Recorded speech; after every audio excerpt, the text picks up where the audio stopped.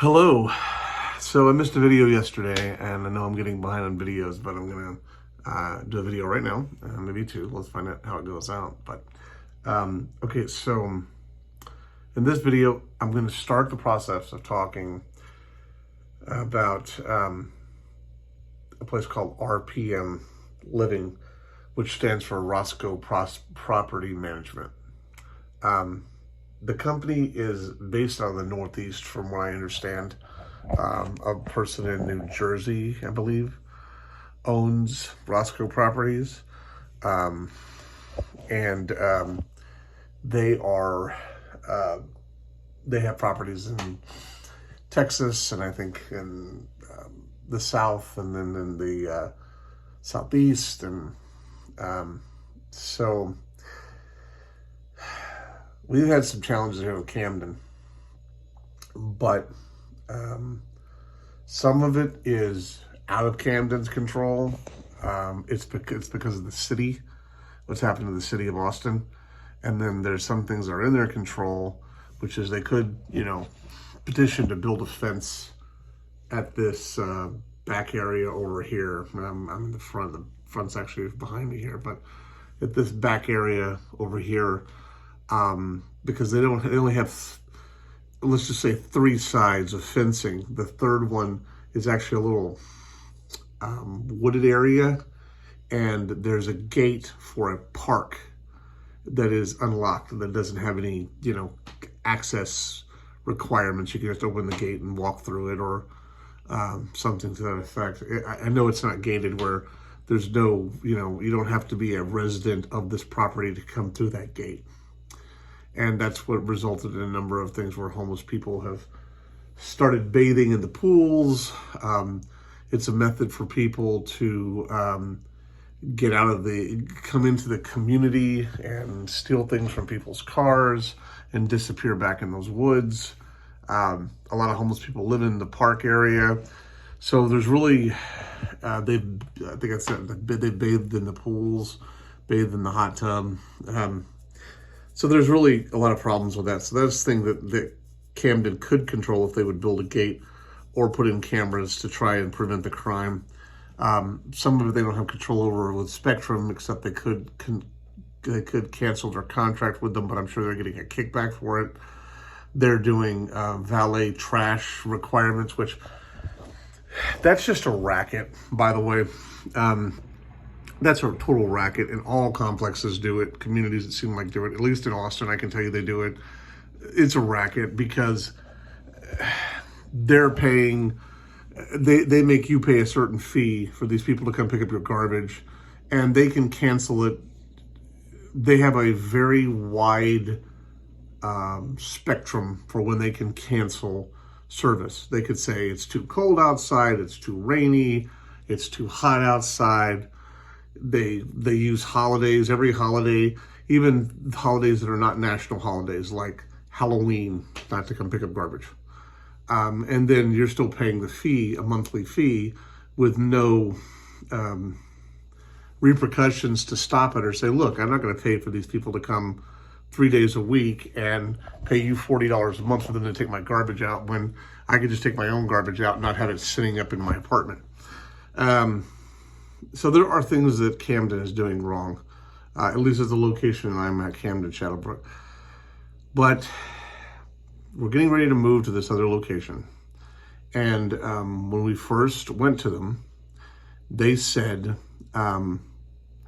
that we could use any insurance agency we wanted to, but it would be $400 deposit. Or we could use e-premium and pay an e-deposit of $100, which would be non-refundable, and that would all we'd have to pay if we used e-premium for our renter's insurance. So we went through the process and got e-renters insurance for our insurance. This was several days ago. Now, mind you, my family lives at this community right now. My mother and my brother live at this community right now. So I mailed them my service animals vaccination records and all that. And at the same time, I emailed them a copy of the EOI from the insurance company. I said, is this everything? if you need anything else from us, the leasing office agent, Angelique, responded and said, I will look this over and let you know. Didn't get back to me that day. And this was, we did the insurance, I want to say it was on Sunday or Monday. I want to say it's President's Day we did it. But so we got the insurance, sent it to them on Tuesday. Didn't hear back from her. Didn't hear back from her that afternoon. I replied to her on Wednesday morning. She still hadn't responded. Oh no, it had to have been Sunday. So I sent it over on Monday morning. She said she would look at it and let me know. This was the 20th of February. She didn't respond. The next day, I emailed her and said, did you get a chance to look at that documentation? Is everything okay? Didn't hear anything. Called the complex several times. It went straight to voicemail. The Langdon on Parmer in Austin. And then finally today at 1 o'clock, almost 2 o'clock in the afternoon, she calls and says, so you can't use e-premium now because we're no longer associated with them. I'm like, we just paid this e-deposit and all this, and now you're saying we can't use them? She says, no, we sent out a notice saying as of the 14th, we're no longer associated with them. Okay, so my family lives there, and I asked them, are you guys associated? Have you guys gotten an email from them saying that they're no longer associated and you have to change your insurance if you're with e-premium? And they said there was nothing sent out to the community about problems with e-premium. They've never gotten any kind of,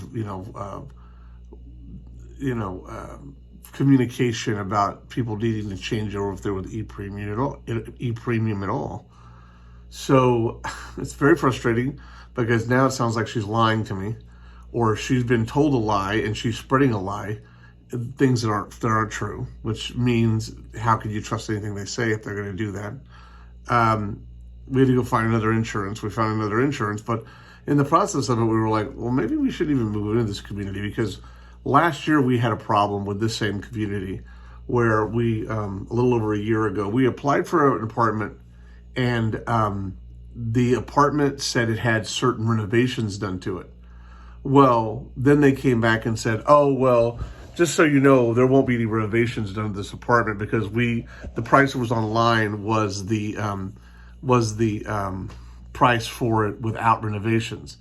Well, but the description said it had the renovations in it. So they basically, if it had been the case that they hadn't done any renovation, they were not doing any renovations on it. Let me see if I can say this straight. They posted it as though they were doing the renovations to it. So that's what we were going to get when we applied for this apartment over a year ago. As a matter of fact, it was in December of last year, of 2021 actually. In 2021, we applied for this apartment, and they said, this is what the apartment's going to be like when we applied for it. Then they came back and said, oh, no, actually, they called us and said, so the description on there is, we just want to let you know that it's not for, that apartment is not going to be renovated. And we're like, well, the description says it. It's like, no, but it's not going to be. So in other words, what happened is they posted something and they wanted to try and charge more money for it. And instead of holding their end of the bargain for it, they wanted to pretend as though, this isn't going to have any renovations to it. They wanted to essentially try to lie to us about what it actually said and say it didn't say there was going to be any renovations done to it, because they wanted to get more money out of the apartment. So this community charges almost $700 more than other communities.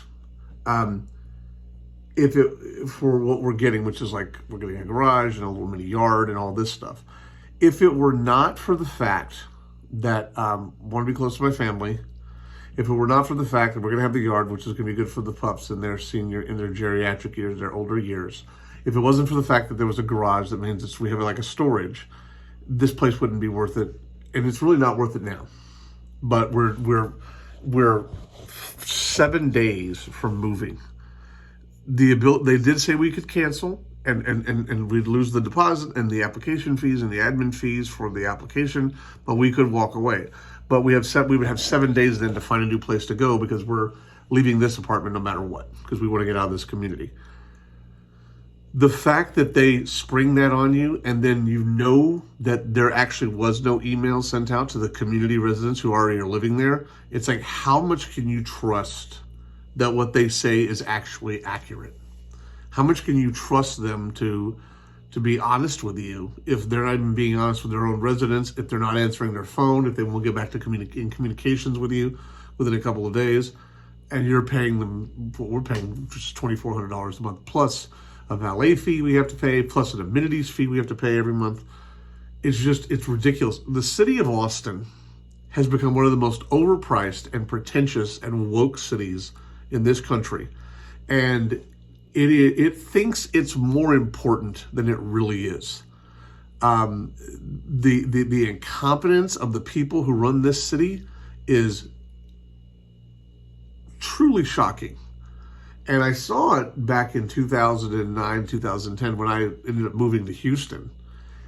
And it's just continued to de-evolve as a city over that time. The people running it just, honestly, I don't think they're in their jobs because they're qualified. I think they won a popularity contest based on policies that don't work and that don't serve the community. And the policies they voted for are going to push the people who, push them out of the city ultimately. Because they want people to live in micro homes. They would let them have multi-person dwellings. They don't want people to have their own homes anymore. They would rather it be all these little micro homes and tract houses and all this stuff like that. And there'd be no space, no elbow room. This is just where we're de-evolving as a society in this country. And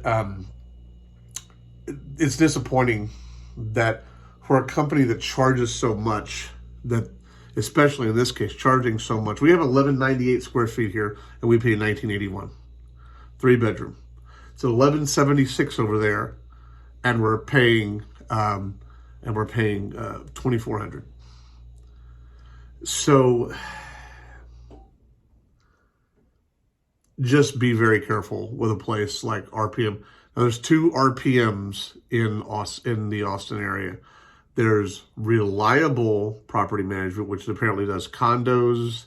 They do some houses. I think they do have some apartments, but I think they mainly are condos and homes. And then there's RPM, Roscoe Property Management. And we had problems with them in 2021, in early 22 when we first applied at this other apartment. And like I said, misrepresentation of what it was. And then we had problems with this recent situation where we're just getting ready to move in. So RPM does not represent itself very well. They're clearly not very organized, and they're clearly not very accountable or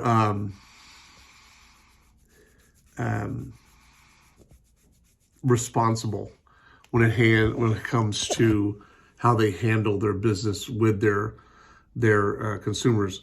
I'm going to keep a video track of this. It'll be on this channel. People will be talking about my experiences, but just be very careful with Roscoe Property Management if you're looking at moving in any of their properties, because they do overcharge.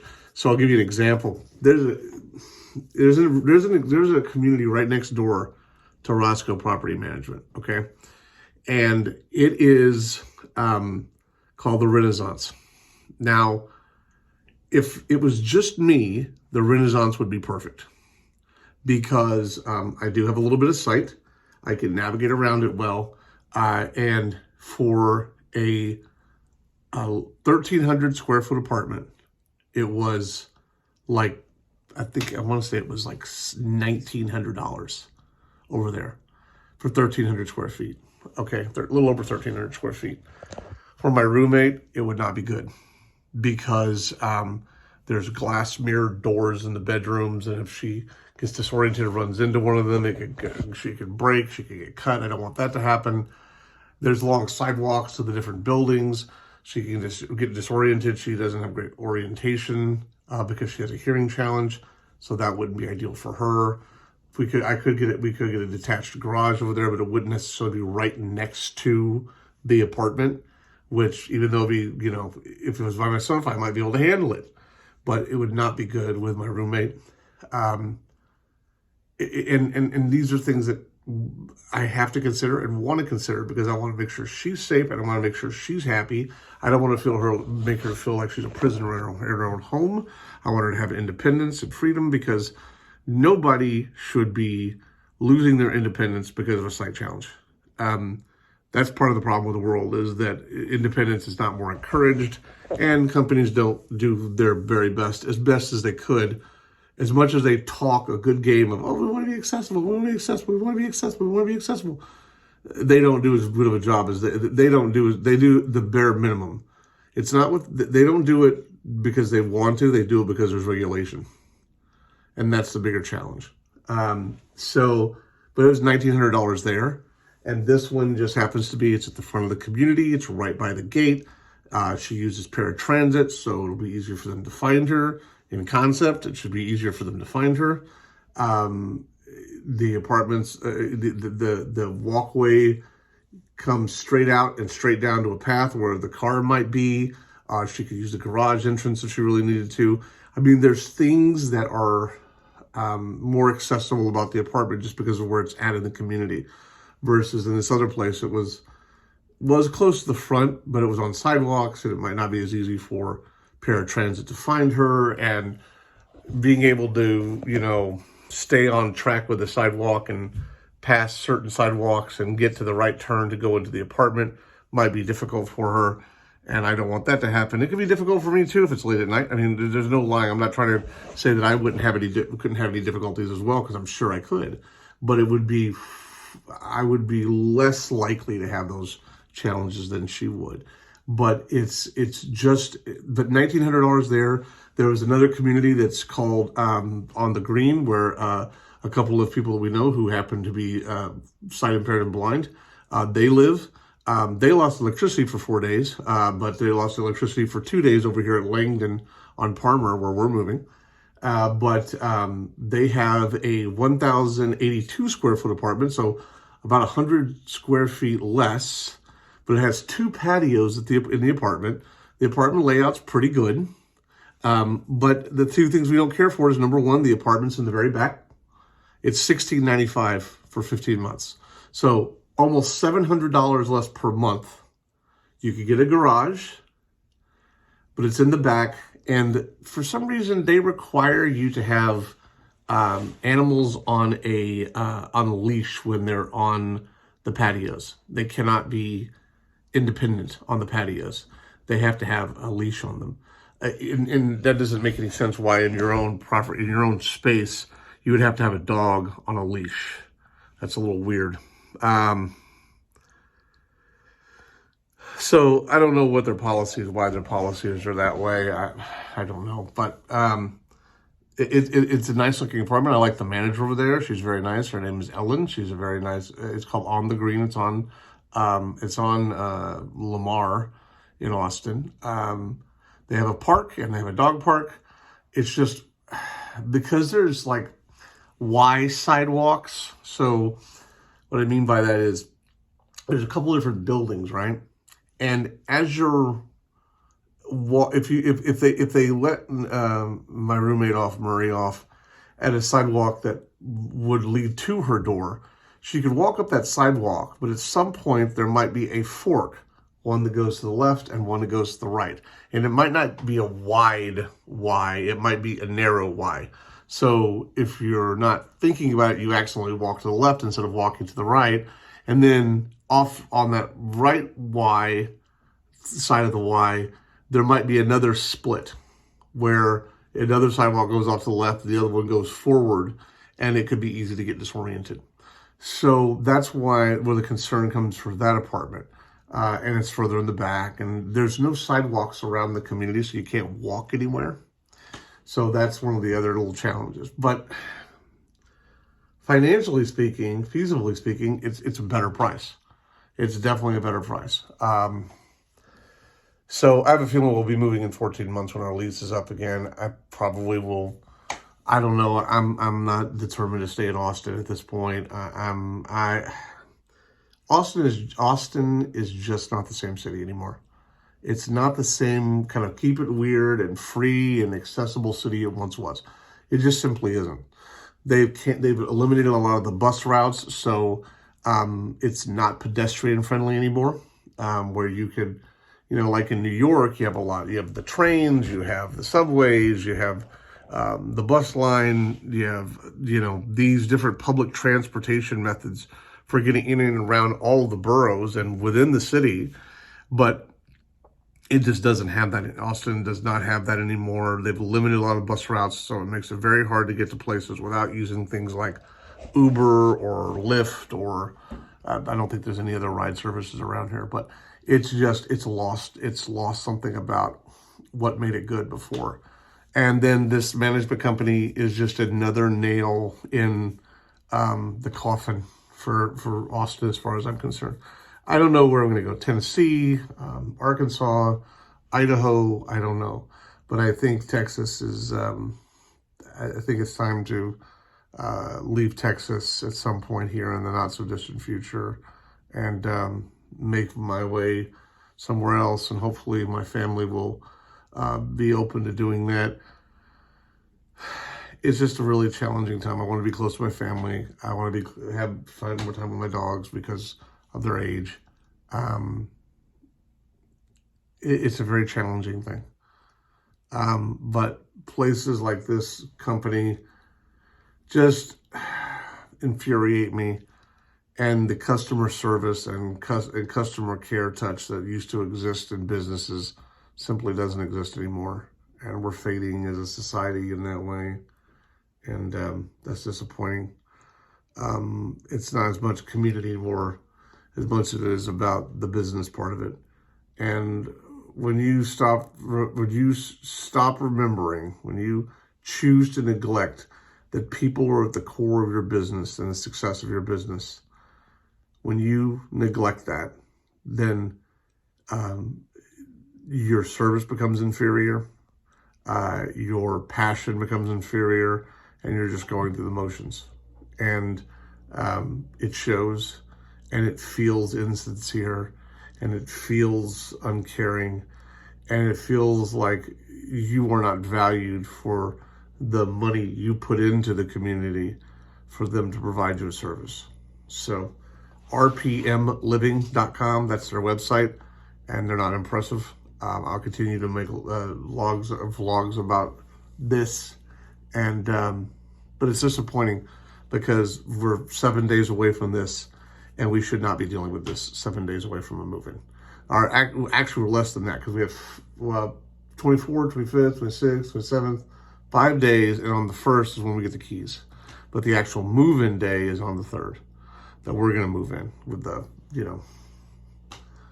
truck Einstein movers who have moved me a couple times before, and I've really been happy with them. So they've done a really good job so far. So that's it for that. If you have any comments about RPM Living, if you lived in one of their properties in Austin or anywhere else in the country, feel free to leave a comment below and share your experience. I certainly hope you had a better experience than I've had, or in the last couple of times here. And I know my mother and my brother are tired of the way they changed things up for them before with insurance. They did that to them when they moved in a few years ago. So we'll just be careful with companies, and it's hard to know. In Austin, Austin's just going downhill, unfortunately. But rpmliving.com, they do not seem reliable and accountable and honest at this point, based on what we've experienced. All right, take care, have a great day, and I will see you later.